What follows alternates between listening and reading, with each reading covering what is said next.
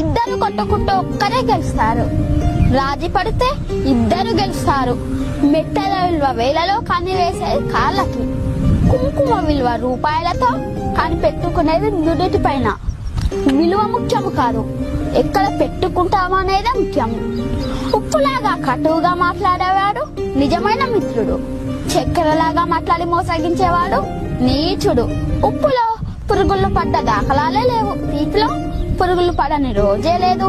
ఏడుస్తూ ఈ లోకానికి అడుగెడతావు, ఏడుపుస్తూ లోకాన్ని వదిలి వెళ్ళిపోతావు. రమ్మన్న సన్మార్గంలోకి ఎవ్వరూ రారు, వద్దన్న చెడు మార్గాన్ని ఎంచుకుంటారు. పాలు అమ్మేవాడు ఇల్లు తిరగాలి, సారాయమేవాడి దగ్గరికే అందరూ వెళ్తారు. పాలల్లో నీళ్లు కలిపినావా అని అడుగుతారు, ఖరీదైన సారాయిలో నీళ్లు కలుపుకొని తాతారు. పెళ్లి ఊరేగింపులో బంధుమిత్రుల ముందు వడ్డు వెనకాల, శవయాత్రలో శవము ముందు బంధుమిత్రులు వెనకాల. శవాన్ని ముట్టినందుకు స్నానం చేస్తారు, మూగజీవులను చంపి పూజిస్తారు.